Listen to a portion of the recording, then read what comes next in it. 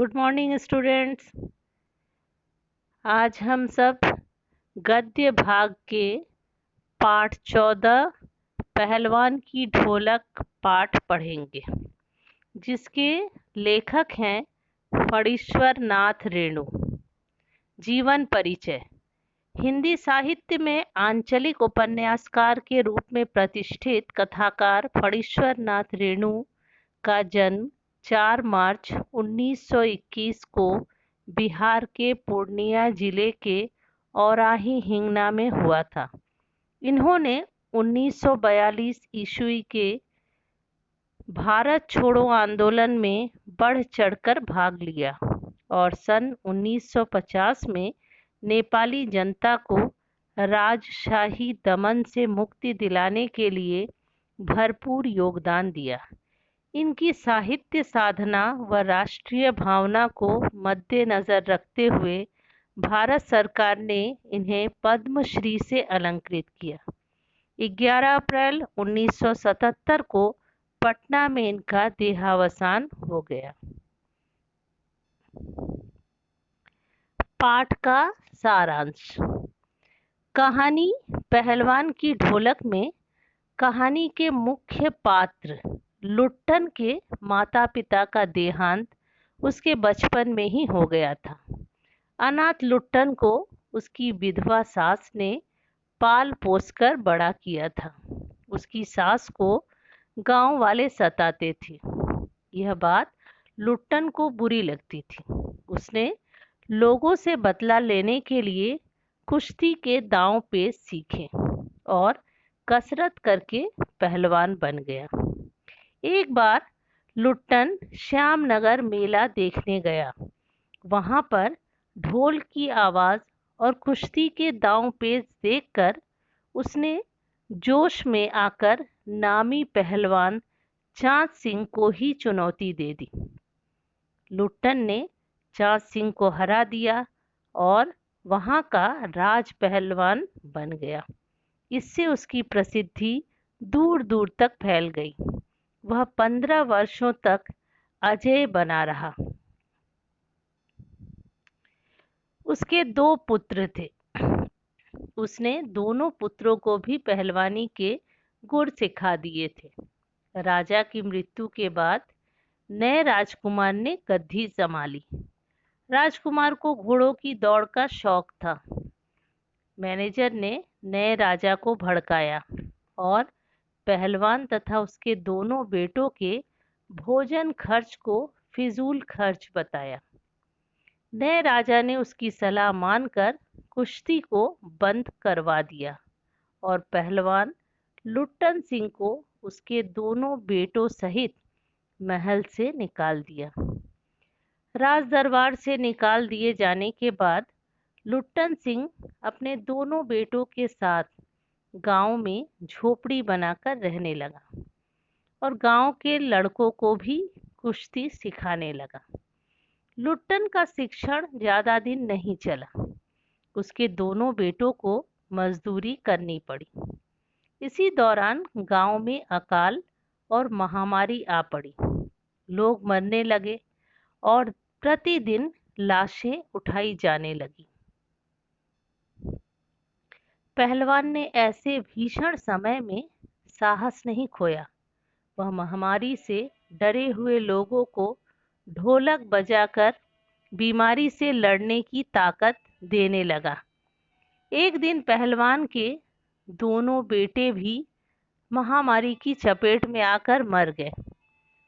उस रात भी पहलवान ढोलक बजाकर लोगों को हिम्मत बंधाने का काम किया। पर इस घटना के 4-5 दिन बाद पहलवान की भी मौत हो जाती है। पहलवान की ढोलक व्यवस्था के बदलने के साथ लोक कलाकार के अप्रासंगिक हो जाने की कहानी है। इस कहानी में लुट्टन नाम के पहलवान की हिम्मत और जिजीविषा का वर्णन किया गया है। व्यवस्था का कला के प्रति अनादर, भूख और महामारी अजय लुट्टन की पहलवानी को फटे ढोल में बदल देते हैं। यह कहानी अपने अंत के साथ यह सवाल करती है कि कला का कोई स्वतंत्र अस्तित्व भी है या नहीं, अथवा कला व्यवस्था की मोहताज ही रहेगी। निम्नलिखित शब्दार्थ को ध्यानपूर्वक देखें एवं अपनी उत्तर पुस्तिका में लिखें।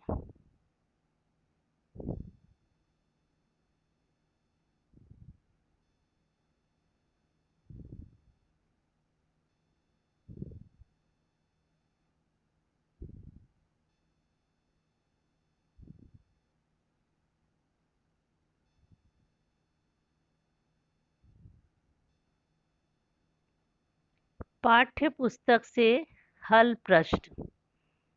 प्रश्न 1। कुश्ती के समय ढोल की आवाज और लुट्टन के दांव पेच में क्या तालमेल था? पाठ में आए ध्वन्यात्मक शब्द और ढोल की आवाज आपके मन में कैसी ध्वनि पैदा करते हैं, उन्हें शब्द दीजिए। उत्तर। कुश्ती के समय जब ढोल बजती थी तो लुट्टन की रगों में अजीब सी हलचल पैदा हो जाती थी। उसका खून हर थाप पर उबलने लगता था। उसे ढोल की थाप प्रेरणा देती थी। उनके दांव पेचों में अचानक फुर्ती और गति बढ़ जाती थी। पाठ में कई ध्वन्यात्मक शब्दों का उल्लेख भी कहानीकार ने किया है। ये शब्द हमारे मन को रंजित करते हैं, साथ ही हमें यह प्रेरणा भी देते प्रतीत होते हैं कि इन शब्दों से मन में कुछ करने की लालसा, जोश मारने लगती है। परोक्ष से भी ये शब्द शक्ति देते हैं। प्रश्न 2। कहानी के किस किस मोड़ पर लुट्टन के जीवन में क्या क्या परिवर्तन आए? कहानी में अनेक मोड़ ऐसे हैं जहां पर लुट्टन के जीवन में परिवर्तन आते हैं। वे निम्नलिखित हैं। पहला मोड़, बचपन में 9 वर्ष की आयु में उसके माता पिता की मृत्यु हो गई और उसका पालन पोषण उसकी विधवा सास ने किया। सास पर हुए अत्याचारों को देखकर बदला लेने के लिए वह पहलवानी करने लगा। दूसरा मोड़, किशोरावस्था में उसने श्यामनगर दंगल में चांद सिंह नामक पहलवान को हराया तथा राज पहलवान का दर्जा हासिल किया।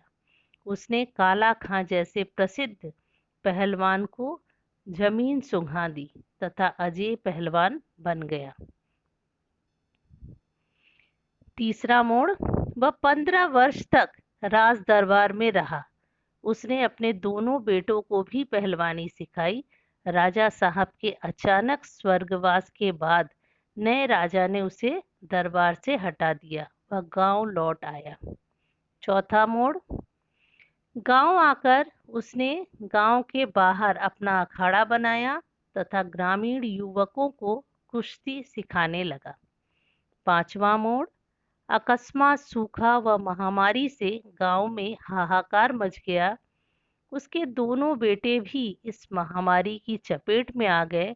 वह उन्हें कंधे पर लादकर नदी में बहा आया।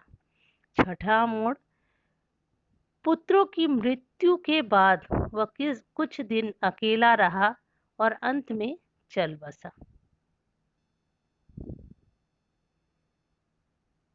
प्रश्न 3। लुट्टन पहलवान ने ऐसा क्यों कहा होगा कि मेरा गुरु कोई पहलवान नहीं, यही ढोल है? वास्तव में लुट्टन पहलवान का कोई गुरु नहीं था।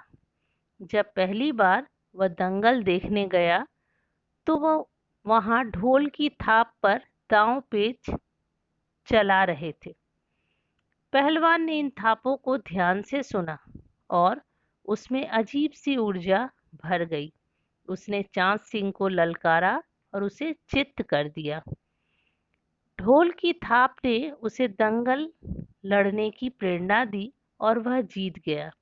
इसीलिए उसने कहा होगा कि उसका गुरु कोई पहलवान नहीं बल्कि यही ढोल है।